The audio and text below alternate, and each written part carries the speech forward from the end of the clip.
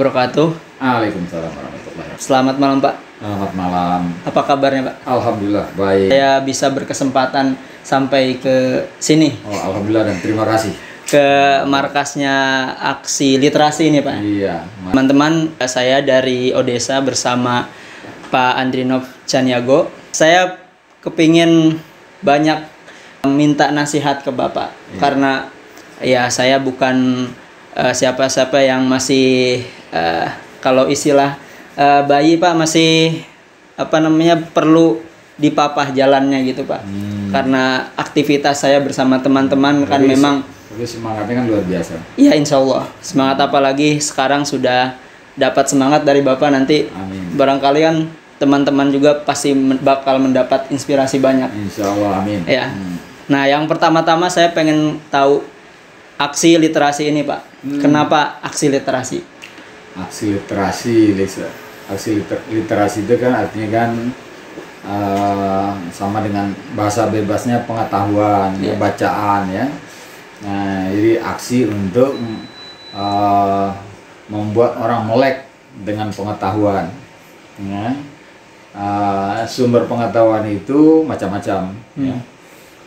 Tetapi aksi literasi itu memang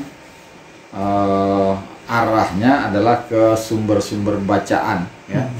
Nah, kenapa bikin aksi literasi? Karena minat orang ya, terutama yang muda-muda, untuk membaca itu makin hilang. Ya, udah sering saya cek, saya uji-uji itu. Ya, mungkin ini pengaruh dari dunia internet ini. Ya, dunia yang serba instan.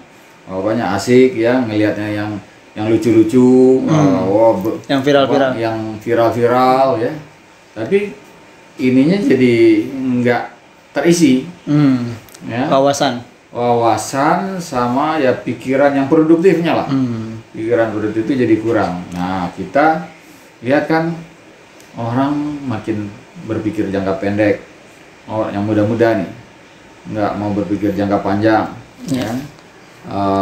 Maunya yang serba instan, yang praktis-praktis, dan itu bisa buruk kalau itu menjadi kebiasaan massal ya.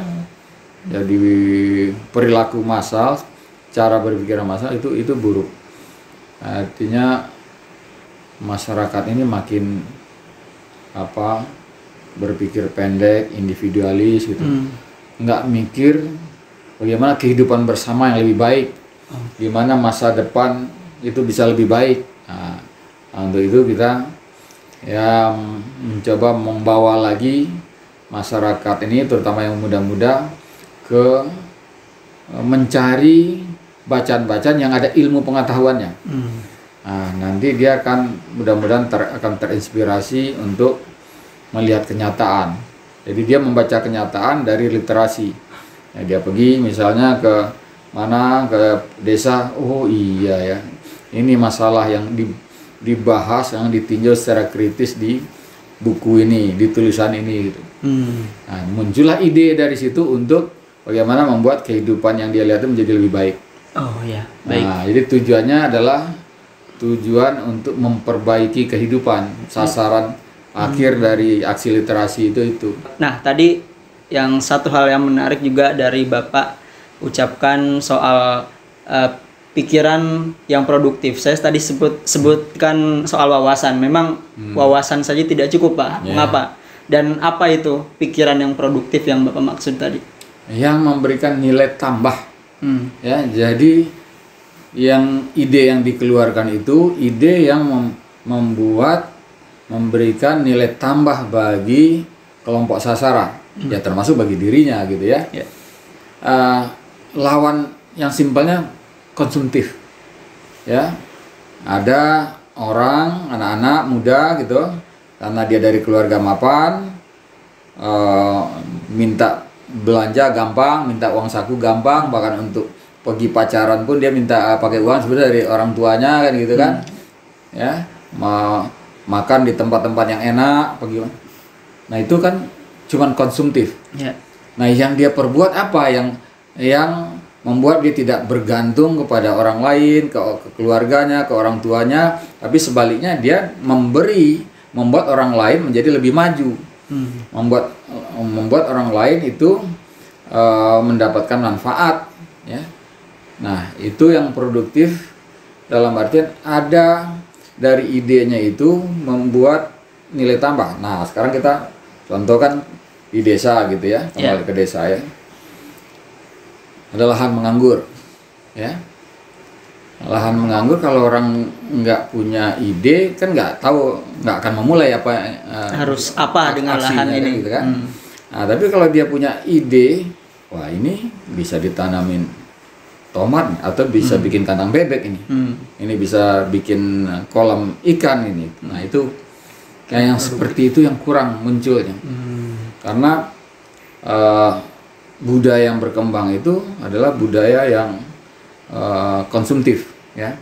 Anak-anak muda pamer gaya hidup, ya, pamer simbol-simbol, ya, kemudian selfie ya, nanti ya yang hal-hal yang sebetulnya itu konsumtif aja. Ya. Beda sama-sama kita sama-sama memanfaatkan HP ya. Tapi HP ini kan bisa dibikin untuk produktif, ya kan? Orang bisa nuangin idenya di sini, lalu bikin jejaring, bikin grup, nanti habis itu ketemu fisik langsung, kerjain apa? Idenya dituntaskan lewat grup di HP misalnya kan gitu. Atau dia gali, dia buka internet, dia cari gimana cara bercocok tanam yang murah, misalnya begitu. Cara beternak yang murah, atau bagaimana cara memberikan nilai tambah dari hasil tanaman atau dari hasil ternak. Nah, itu yang produktif itu begitu. Lawannya yang konsumtif. Yang konsumtif ya. Nah, smartphone ini kan baru-baru untuk Bapak ya. Nah, bagi Bapak smartphone ini didudukan sebagai alat apa, Pak? Sehingga Bapak tidak terpengaruh dengan viralitas atau seperti anak muda kebanyakan. Boleh tetap dipakai untuk alat bersenang-senang, nanti porsinya itu harus dikontrol. Ya, untuk hiburan, untuk bikin kata-kata ya boleh. Tapi itu bukan porsi, jangan menjadi porsi terbesar. Bisa digunakan apa? Pertama tadi buat nyari ide-ide baru. Yang kedua, ya untuk kegiatan produktif. Ya, kita mau bikin apa? Atau kita memang sudah punya produk, kawan kita punya produk, kita bisa bikin pemasaran. Ya kan? Sekarang kan pemasaran itu kan lebih banyak di online. Di sini. Ya, bukan lagi pakai motor atau pakai sepeda keliling-keliling kan, bukan lagi teriak-teriak, ini cendol, bukan begitu. Tinggal klik ya. Iya. Tinggal, tapi kan skill teknisnya misalnya bagaimana membuat barang itu menjadi lebih berkualitas ya, atau buah-buahan atau hasil tanaman itu yang kualitasnya bagus seperti apa gitu. Lalu bagaimana packagingnya ya, kemudian bagaimana membuat dia tambah menarik. Nah, itu kegiatan produktif, pemanfaatan internet untuk kegiatan produktif gitu. Nyari pasarnya di sini. Ya, sebetulnya sangat manfaatnya besar sekali sih. Bisa. Jadi tergantung orientasi sekarang. Kalau orientasinya ke konsumtif ya, atau ya beli pulsa lagi, beli paket lagi, nonton apa untuk ini. Ya, atau kemana lagi mau selfie, lalu lomba selfie kan gitu. Gitu. Tapi nggak produktif. Walaupun itu dia bikin konten tapi nggak produktif ya itu. Nah, ini niatnya tadi mau bikin ini nih, produk. Ini ada pengrajin di gunung, di desa di Bogor. Saya ngasih ide. Kenapa ide ini muncul? Ini ide karena di zaman masa Covid kemarin itu makin banyak produk-produk yang untuk kebutuhan kerja, kebutuhan rumah tangga yang baru-baru muncul. Nah, lalu orang belanja. Nah, kita ngelihat ini bahan baku. Kenapa nggak dibikin dari bambu? Ya. Kenapa nggak dibikin dari kayu yang kebuang-buang itu ya? Yang banyak terbuang di desa-desa misalkan. Saya pernah bikin desain untuk holding HP ini nih.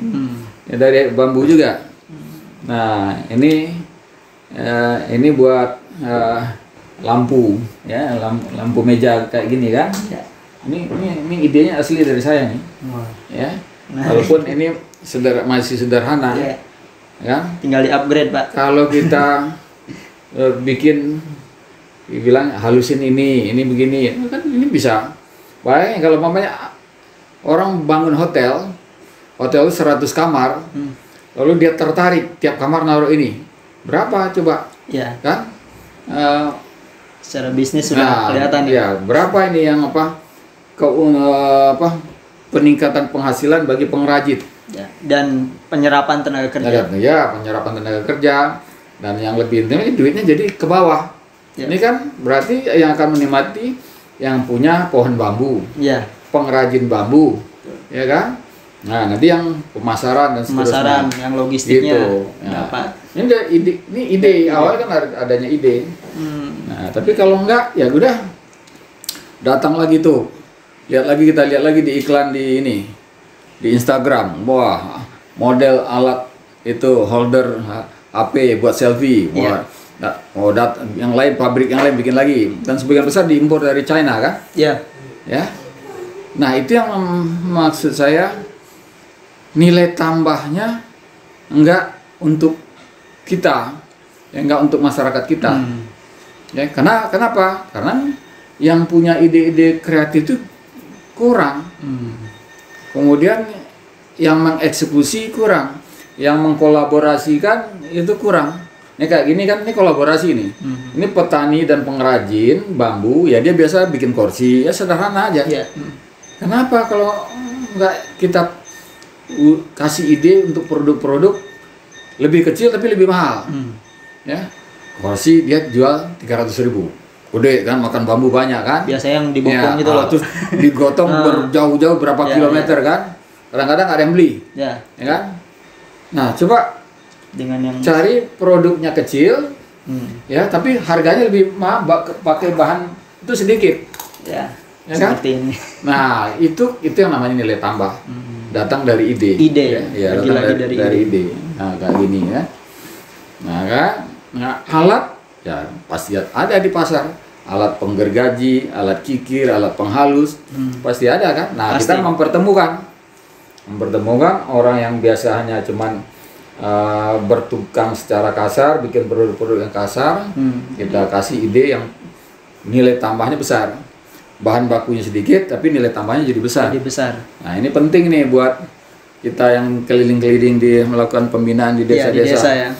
Ini potongan kayu kita anggap itu limbah. Padahal kalau kita punya ide itu bisa jadi barang berharga. Bisa harganya 25.000, bisa harganya 15.000. Yang tadinya dianggap limbah. Limbah itu sama dengan sampah kan? Iya. Jadi tinggal dicari tempat buangnya di mana kan gitu, atau dibakaran gitu. Bahkan sampah sekalipun sekarang banyak. Nah, sama dengan ini sekarang ide atau kegiatan gimana memanfaatkan sampah, ya, reuse itu, ya, recycle, reuse itu sama. Ya, paling pas lah analoginya soal sampah itu. Dulu sampah ya sampah, pokoknya nyari tempat di mana dibuang, di mana mau dibakar. Nah, kalau sekarang kan orang udah banyak yang sadar sampah itu dipilah, kemudian di mana yang bisa digunakan kembali, mana yang bisa didaur ulang, di recycle, akhirnya jadi barang yang berguna kan gitu.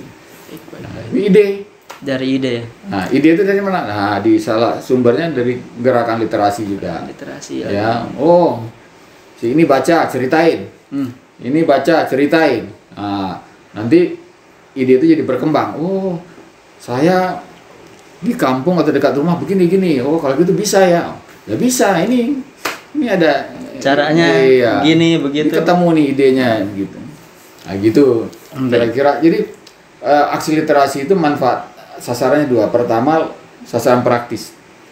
Sasaran praktis itu mendorong orang untuk berpikir tentang nilai tambah dan melakukan aktivitas yang punya nilai tambah. Yang kedua memang untuk memperluas pengetahuan supaya menjadi orang bijak, berwawasan gitu. Maka mengajak orang membaca.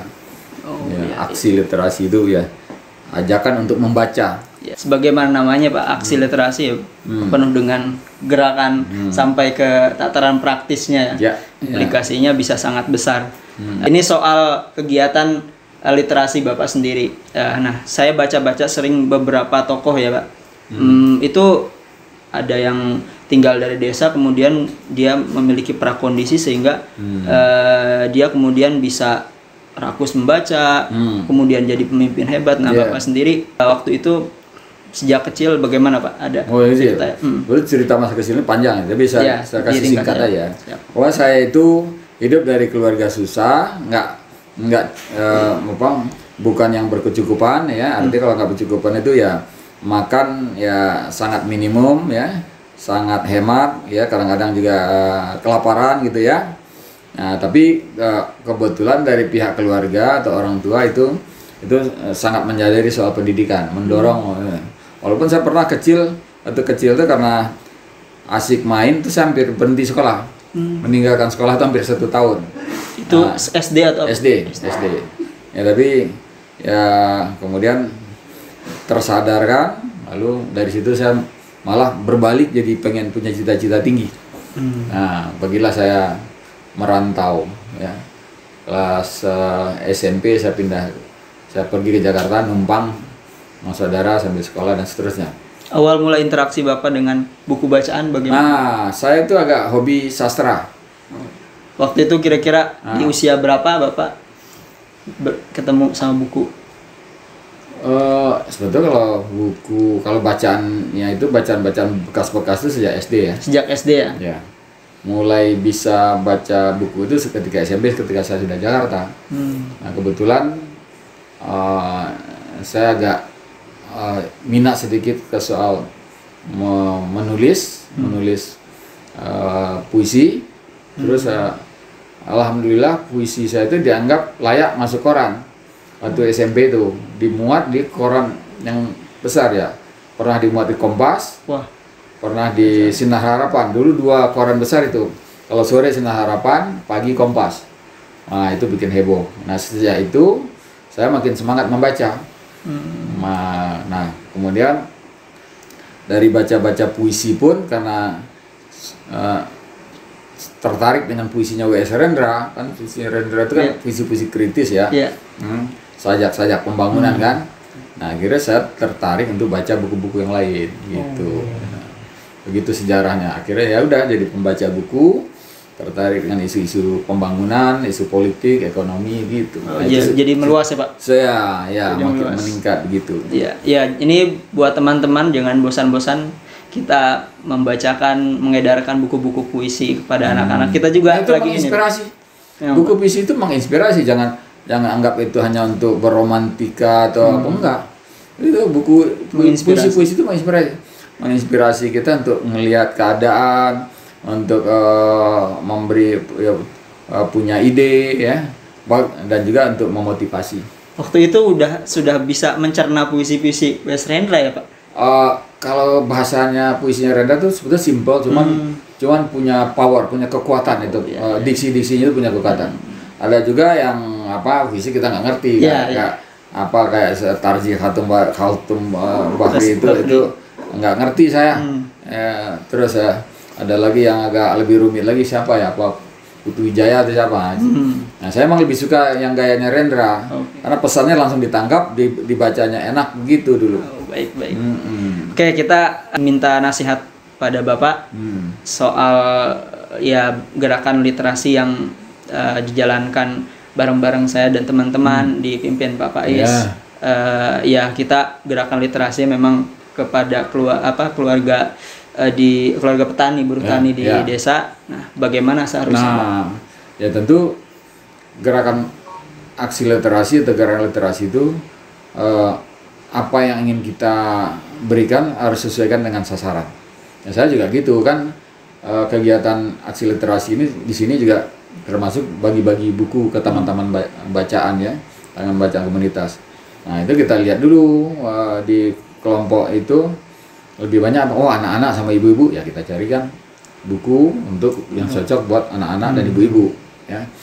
Nah, gunanya itu tadi pasti nambah pengetahuan mereka. kemudian bisa jadi sumber inspirasi buat mereka tadinya nggak punya cita-cita jadi punya cita-cita. Nah, itu efek dari bacaan.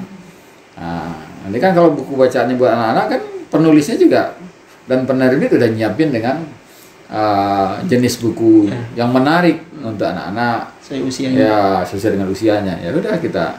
Nah itu, nah begitu juga untuk kelompok-kelompok. Misalnya kita ingin mencerdaskan kelompok nelayan, ya kita cari. Ini nelayannya kan tingkat misalnya minat bacanya rendah, rata-rata pendidikannya misalnya SD atau SMP kan. Ya kita carikanlah buku-buku yang pesannya singkat, padat tapi menarik, gitu kan. Nah, ya itu kita sesuaikan. Karena yang kita kejar kan supaya efektif isi dari bacaan itu membuat orang yang membaca tergerak, tertarik membaca. Kelompok yang kita sasar ya. Nah, itu juga di petani misalnya. Petani kalau kita kasih tahu dulu ini buku tentang cara nanam buah, cara merawat tanaman. Nah, itu pasti tertarik mereka. Iya. Ini cara melipat gandakan produksi. Nah, pasti mereka tertarik kan gitu. Karena sesuai dengan apa yang ada di lingkungannya ya, Pak. Atau ke ibu-ibu. Ini cara memanfaatkan sisa waktu di rumah atau waktu luang di rumah yang bisa mendatangkan uang. Nah, kalau ada kata-kata bisa mendatangkan uang, ibu-ibu tertarik biasanya itu. Itu. Ya, itu. Nah, itu kan ada banyak buku-buku kan. Wah, bikin usaha apa katanya. Nah, kan ada itu.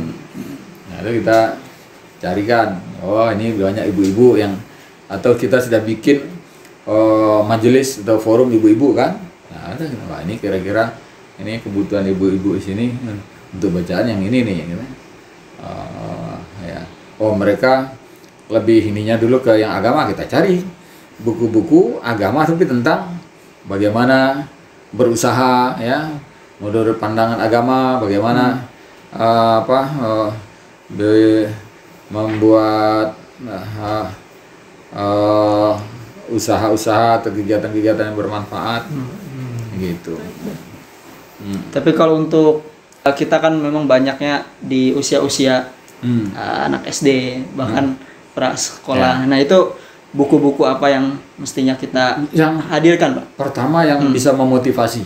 Mereka harus kita pengaruhi untuk punya cita-cita tinggi. Oh, itu penting. Ini mungkin saya pengalaman pribadi ya, tapi saya yakin juga begitu anak-anak. Orang-orang yang sukses itu dia pernah itu terinspirasi oleh cerita maupun bacaan atau buku yang diceritakan. Akhirnya dia, walaupun nanti pas SMP ganti lagi cita-citanya, nggak apa-apa. Dia pas SMA ganti lagi cita-citanya. Nanti pas kuliah, makin pilihannya makin mantap gitu kan. Nah itu. Tapi awalnya kan karena wawasannya kita buka, gitu. Yang harus perlahan ya Pak dengan prosesnya. Iya. Tidak bisa langsung jadi. Nah, itulah gunanya yaitu mentor, guru ya. Itu penting. Pendamping ya. Ngasih tahu, memprovokasi. Ya, wah ini bagus nih buku ini. Wah, yang bagus ceritain dikit. Wah, mereka tiba-tiba jadi pengen baca kan. Nah, kadang-kadang malah rebutan baca itu. Ya. Apalagi cuma satu bukunya. Iya, saya pernah juga. Ya biasa kita ngasih 1 dus gitu setelah tahu itu di kelompok itu apa. Habis itu kita maksudnya 2 bulan kemudian datang untuk nengokin. Yang pas begitu datang ditagih apa? Buku. Pak, buku yang ini udah habis dibaca semua katanya. Kita udah bergantian bacanya. Iya ya. itu berasa apa yang kita kasih itu bermanfaat. Aksi literasi itu terasa bermanfaat. Oh iya, ini saya mau konfirmasi dulu Pak. Saya pernah lihat tulisan gitu, Bapak pernah aktif di jurnal Galang ya, jurnal pemikiran filantropi. Filantropi ya. Nah, itu gagasan filantropi yang. Itu saya diajak oleh teman, kebetulan Pak Zain Caidi itu teman ya, lalu saya diajak untuk ikut di dalam kegiatan riset sama mengadvokasi gitulah. Ya itu kan saya dapat ilmu juga dari situ, bahkan ikut juga pergi training gimana caranya kita supaya orang tertarik menyumbangkan dana atau bantuan untuk kegiatan yang jelas-jelas bermanfaat. Ini kan banyak masalah, kita aktif nih, kita punya idealisme, kita ingin mengembangkan ini, suatu komunitas, menggerakkan suatu komunitas. Tapi mau nggak mau akhirnya kita butuh dana, ya, entah untuk bikinin pondok, atau bikin tempat ngumpul, atau bikin alat apa kan. Nah itu ada cara kita dapat bagaimana meyakinkan orang yang punya uang, yang dia nggak tahu uang mau dikemanain, ya. Ya kadang-kadang cuma bayar zakat, ya siapa yang datang aja itu dikasih, ya, dia nggak tahu nilai uang zakatnya itu atau nilai donasinya itu yang lebih besar di mana. Nah gerakan filantropi itu ngasih tahu ini kalau dikasih sumbangan ke sini, donasi ke sini, nilai manfaatnya jauh lebih besar daripada dikasih ke sana, dikasih ke itu misalnya gitu. Itu kerjanya gerakan filantropi itu begitu. Nah, ya, ngasih tahu nilai yang manfaat yang paling besar kalau kita ingin memberikan donasi. Itu. Iya, menarik ya. Odesa juga kan ada spirit filantropinya juga karena kita sering ya memprovokasi ya orang-orang kota. Itu cara itu gerakan filantropi. Nah sekarang ini kan lebih ini lagi, kita bikin narasi, tapi narasi kita kan jujur ya, sesuai dengan fakta. Kita lihat, wah ini udah ada sekelompok masyarakat atau petani atau orang desa yang punya keinginan untuk mewujudkan sesuatu, ya. Mereka sudah keluarkan juga sumber daya yang dia punya, peralatan, tenaga, bahkan ada saweran juga kecil-kecilan, tapi masih butuh uang lagi tambahan. Nah dengan kita ceritakan seperti itu, dengan menarik, dengan video apa segala macam, ya, dengan juga referensi itu maksudnya orang yang bisa mengendorse, tapi orang yang dipercaya. Wah itu biasanya itu efektif untuk mendatangkan donasi, ya, untuk kegiatan sosial itu. Itu filantropi, itu ilmunya filantropi itu, ya. Undang orang untuk hadir di suatu acara pertemuan. Memang pertemuan itu untuk menggalang dana, tapi dibikin acara yang menarik, lalu orang datang. Ya dari 50 orang yang diundang, biasa datang 20 orang, nggak apa-apa. Dari 20 nanti yang nyumbang cuma 5 orang, itu nggak apa-apa. Itu nanti terasa manfaat. Ada beberapa macam teknik filantropi itu. Ya. Bagaimana meyakinkan orang? Ya, antara lain meyakinkan juga, misalnya, nih kami sudah bikin usaha mandiri. Ya udah ini jadi ini lalu laku dapat uang sekian, nah itu menggugah. Nah tapi ini usaha ini, kelompok ini ingin kita besarkan, ini udah dilatih, ya, tapi kita perlu modal supaya lebih banyak lagi yang bisa terlibat. Nah itu cara meyakinkan orang dengan bukti, dengan upaya ya, kerja keras yang sudah kita lakukan, kita tunjukkan. Nah tapi bagaimana agar filantropi itu tidak sekedar mencari donasi terus kemudian menyalurkannya, tapi gimana agar gerakan itu bisa jadi gerakan sosial, Pak? Satu organisasi itu seperti Odesa misalnya dengan filantropi juga kepingin bisa ada gerakan sosial di sana. Ya itu tinggal diperluas saja. Itu kan gerakan sosial, itu kan tinggal memperluas atau membentuk jaringan dan memperluas jaringan, ya. Udah dia akan jadi gerakan sosial. Biasanya kan kita strategi bisa kita mulai dengan program percontohan, ya, bahasa orang pilot project katanya, ya. Nah kita bikin betul-betul jadi, di situ terjadi perubahan dari orang nggak punya perhatian, anggota nggak punya perhatian ke situ, lalu udah terkumpul, lalu mulailah dia melakukan kegiatan produktif, ya. Akhirnya nampak hasilnya dalam 1 tahun atau dalam 2 tahun.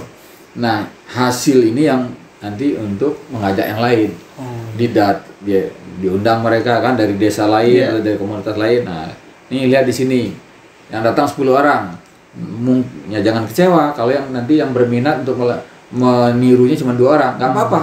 Itu sudah hukum sosial.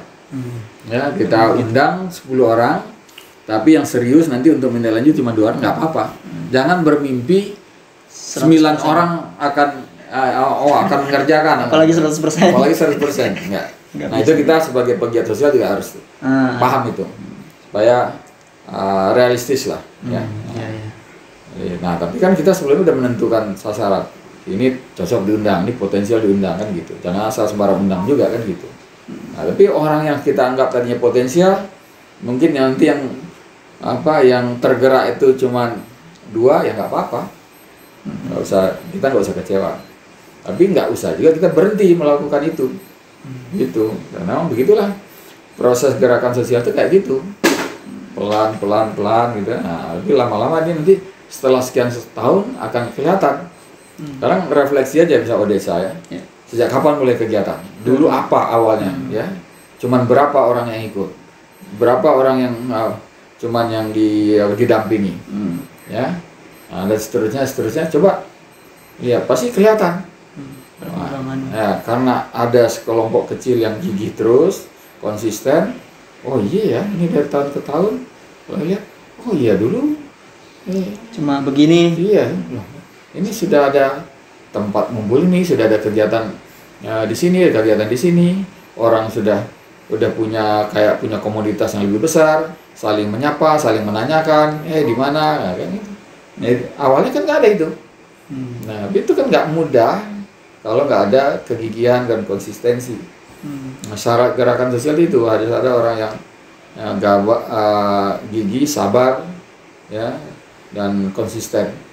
Gigi, orang gigi ya, bukan kantornya dulu Pak, bukan kantor, karena banyak yang pengen bikin kegiatan itu ya harus ada. Mulai dari apa yang ada ya. Nah setelah itu berangsur.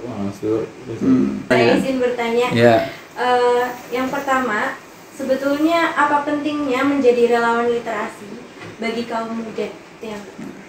Pentingnya ya, yang jelas itu kegiatan yang akan menjadi kegiatan dirasakan menyenangkan. Ya itu kembali lagi kalau orang paham sumber kesenangannya sebenarnya itu apa. Sumber kesenangan sebenarnya itu adalah ketika kita lihat orang senang dari apa yang kita ajarkan, apa yang kita tunjukkan. Itu pasti obat lelah itu terasa di situ. Ya, jauh lebih dari sekadar obat gitu. Nah penting efeknya ya, jadi orang makin banyak yang punya minat membaca, makin banyak orang yang sadar pengetahuan itu penting ya, nggak hanya sekadar informasi untuk hura-hura kan gitu. Dan memang manfaat itu berasanya nanti agak belakangan. Ya, tapi selalu orang itu akan mengatakan, wah nggak nyesal saya ikut ini dulu. Nah begitu kira-kira begitu. Yang kedua, bagaimana menjaga konsistensi sebagai relawan dan sampai kapan kita harus jadi relawan? Tentu saja hidup harus ada mobilitas ya, begitu juga relawan, mulai dari relawan junior, mulai dari relawan senior, nah kemudian menjadi trainer di atasnya lagi trainer of trainer ya. Habis itu ya udah tinggal liatin aja, orang datang minta saran kan begitu. Nah itu tandanya kita sudah berhasil menjalankan mobilitas ya. Kita awalnya dari relawan junior ya, disuruh ke sana kemari ngerjain ini ngerjain itu, tapi kan pengalaman kita nambah ya kan. Kita udah tahu cara ngumpulin orang, cara berkoordinasi dengan sesama teman ya. Tapi jangan lupa kita harus terus melakukan kaderisasi dan regenerasi. Maka ketika kita mulai meningkat ke jadi relawan yang senior ya, cari yang junior, cari calon-calon relawan kan gitu, dan seterusnya. Dan ini lama-lama menjadi suatu masyarakat relawan kan. Wah asik sekali itu ya. Nah itu istilah yang nggak ada istilah alumni itu bagus sekali itu ya, istilahnya tetap komunitas ini, anggota komunitas ini mau dimanapun ya, karena dia sudah senior, udah purna untuk kegiatan itu ya, dia mungkin pergi tempat lain, mungkin bikin kegiatan baru tapi itu dimasukkan ke dalam jejaring yang sebelumnya kan begitu. Nah Nah itulah nanti sumber nikmat itu nikmat bermasyarakat namanya itu. Ya, kemana pergi ada teman. Ada nanyain gimana perkembangan di sana, gimana kabar gitu kan. Gitu. Maaf, tadi belum terjawab bagaimana menjaga konsistensi. Oh iya, menjaga konsistensi. Itu harus dicanangkan, disadari dari awal ya, bahwa pasti dalam dunia apapun kita akan ketemu masa-masa sulit, masa-masa jatuh, masa-masa sepi ya. Nah, tetapi ketika di masa-masa itu kita berhasil mempertahankan kesabaran ya, walaupun nanti berulang jatuh lagi, nah itu begitu lolos dari sekian kali ujian itu, nah itu kembali lagi soal nikmat dan bahagianya itu ya. Jadi caranya apa? Ingat aja bahwa untuk naik status posisi ya, apakah itu di kegiatan murni sosial 100% atau semi sosial kayak orang social entrepreneur ya, itu ya ada jenjang yang harus kita lalui, dan di dalam perjalanan itu pasti ada ujian-ujian. Nah kalau kita cepat menyerah, udah terlempar ya. Tapi bisa juga setelah terlempar, tempat baru pun nggak mudah kita masuki gitu. Tapi kalau kita sampai jadi matang di situ, switch atau pindah ke jalur lain itu lebih mudah. Nah, contohnya itu yang tadi sempat kita cerita itu, orang yang sudah kenyang di kegiatan sosial jaringan ya, kegiatan kolektif, nah, dia nggak kepikir jadi politisi gitu. Tiba-tiba pas sudah selesai, anggotanya temannya udah banyak, masing-masing teman punya simpul, di tiap simpul punya komunitas yang dibina. Nanti udah jadi kepala desa atau jadi calon DPRD aja. Oh iya katanya, kan saya juga udah ini kan, kegiatan saya yang ini udah selesai, udah lewat. Jadilah dia masuk peran baru yang manfaatnya juga besar, menjadi pengendali atau pembuat kebijakan. Kebijakan dia akan lebih bermutu karena dia pengalamannya di ngurusin masyarakat, daripada orang yang loncat-loncat nyari jabatan, keluar uang yang banyak, pasang iklan segala macam, bikin apa. Nah, tapi dia nggak paham gimana membuat kebijakan yang bermanfaat. Nah, yang tadi dari relawan junior, jadi relawan senior, jadi trainer of trainers. Nah, habis itu yang merasa selesai. Ya bisa jadi nanti datang tawaran lain nggak terduga kan, yang kerjanya lebih sedikit tenaga ya, pengembalian modal sosialnya di situ datang ya kan. Dia naik jabatan, orang nggak ada yang iri, orang nggak ada yang benci, karena orang ngakuin ini memang pantas ya kan. Jadi pegang jabatan publik tapi nggak diirikan orang. Wah, itu yang ideal begitu tuh. Makanya saya mengharapkan tadi orang yang ikut di gerakan sosial itu terus menjadi orang yang sabar, gigih, dan kalau bisa sampai ke peluang untuk menjadi pejabat publik. Nah, masyarakat untung di situ karena dia betul orang yang paham. Lalu secara dia sudah teruji ya, teruji transparan, teruji bertanggung jawab, teruji mengutamakan kepentingan masyarakat. Nah udah, biarkan dia menikmati posisi yang kerjanya nggak banyak, cuma nyoret-nyoret atau meriksa-meriksa draft untuk dibikin perda atau apa gitu ya. Gajinya besar ya nggak apa-apa, itu memang sepantasnya dia dapat, dia kerja untuk publik. Daripada orang yang lain itu dapat gajinya besar, tunjangannya itu, tapi dia sebetulnya ya ingin cari status saja, dan dia nggak bisa berbuat yang cerdas di situ. Nah itu penting, memperhatikan jalur karir bagi pegiat sosial itu itu. Nah, bisa jadi juga nanti dia tetap milih jadi guru, tapi guru yang dicari di mana-mana ya, untuk memberikan pencerahan kan gitu. Ada juga yang pilihnya gitu. Gitu.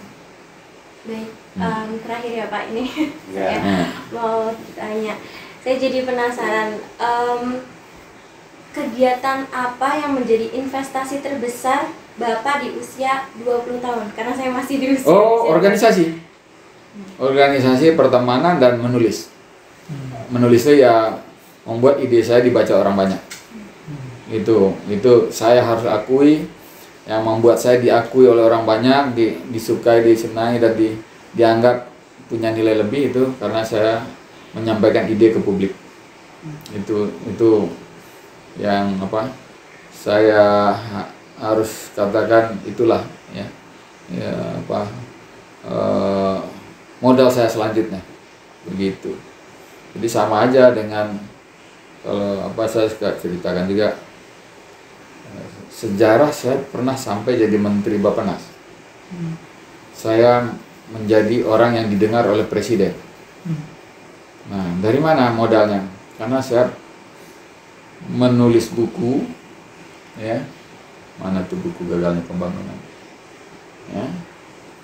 Buku itu hasil kerja gigi dan sabar di masa krisis, ya. Nah, saya melakukan itu untuk investasi.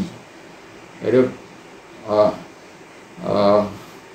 ya nggak punya uang karena fokus ke situ kan, karena ini bukan kerjaan yang disponsori orang, ya. Tapi saya menganggap itu sedang melakukan investasi, karena begitu buku saya jadi buku yang serius, dibaca orang, saya akan dicari orang. Nah, habis itu benar, ya, buku saya itu direview oleh semua media nasional, majalah nasional, ya, Tempo, Gatra, apa dulu, Pilar, apalagi itu, ya, di koran Kompas, Sinar Harapan, Suara Pembaruan, Jawa Pos, semua koran nasional tuh mereview. Habis itu ya saya diundang, habis itu ya kalau pejabat jadi segan sama saya, lalu dia saya nasihati, ya ide saya jadi jalan gitu loh. Nah, begitu juga misalnya contohnya dengan Pak Jokowi ini kemarin kan, beberapa ide saya itu kan jadi kebijakan, termasuk pindah ibu kota gitu. Nah, itu kembali lagi apa asal usulnya? Karena kita punya ide kita matangkan lalu kita sebarkan, ya bisa. Tapi kalau bisa ide itu tertulis, nggak hanya cuap-cuap gitulah, gitu, ya. Nah, nggak cuap-cuap ngomporin orang, nggaknya gitu. Tapi ada ide, ini loh pemikiran untuk membuat masyarakat jadi lebih baik, ekonomi jadi lebih baik, atau lingkungan jadi lebih baik, kayak gitu. Nah, begitu. Udah benar nggak tuh jawabannya dengan pertanyaan? Sudah. Dari organisasi menulis. Iya. Iya, itu saya ada pertanyaan lanjutannya soal itu. Iya. Jadi nggak selesai ini. Nggak apa-apa. Ya. Tadi sempat disebutkan juga soal agar matang, relawannya agar matang.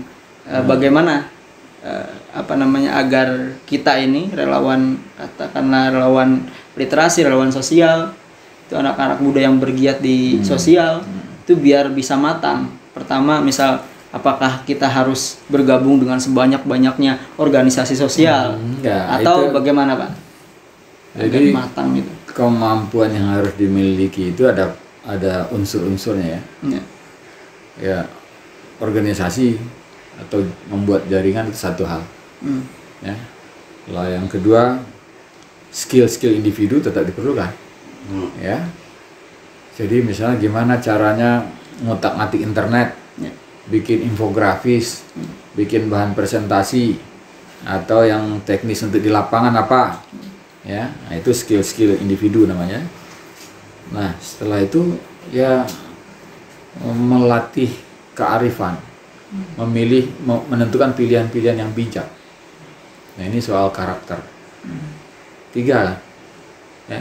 Sosial, yaitu membangun jaringan, kemudian skill individu, kemudian membangun karakter itu ya kearifan, ya. Bagaimana cara mengajarkan pilihan-pilihan yang tepat, gitu.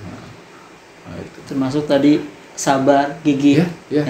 Itu bagian dari karakter orang. Kalau karakternya itu udah terbentuk, biasanya dia ada sabar, gigih, ya, bisa ya akhirnya membuat orang terpengaruh, terinspirasi. Karakter itu gambar gigi kelihatan pantang menyerah.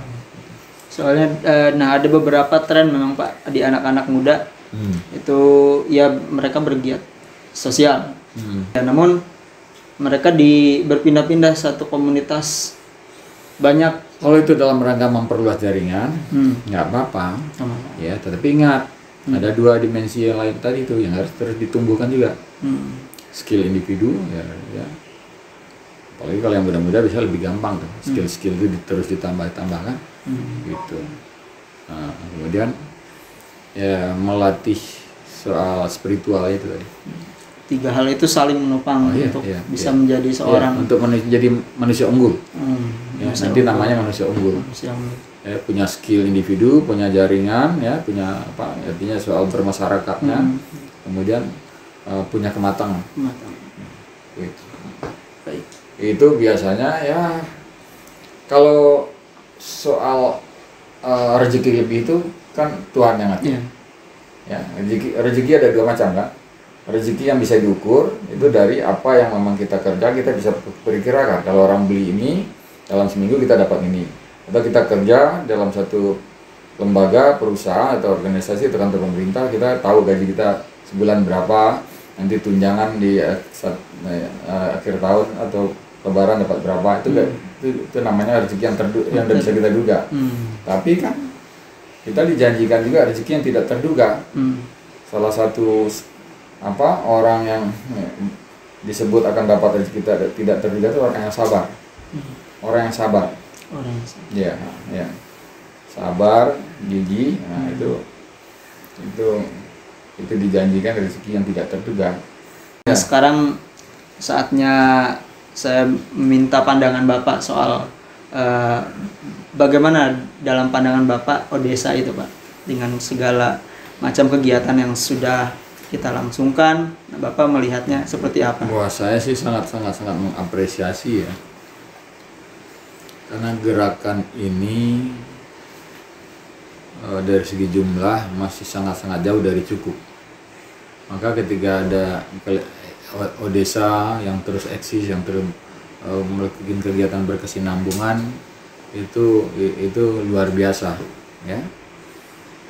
Saya nggak melihat apa yang harus dikritik, yang mungkin adalah apa yang perlu diperkuat di situ ya, termasuk soal kaderisasi relawan ya.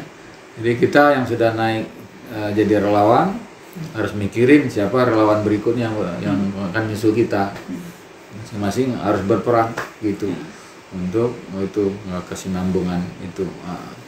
Itu jangan lupa itu kelemahan dari gerakan masyarakat sipil atau NGO setelah reformasi, yang tokoh-tokoh perintis lupa melakukan regenerasi ya. Nah, sementara dia sendiri tenggelam dalam kesibukan baru.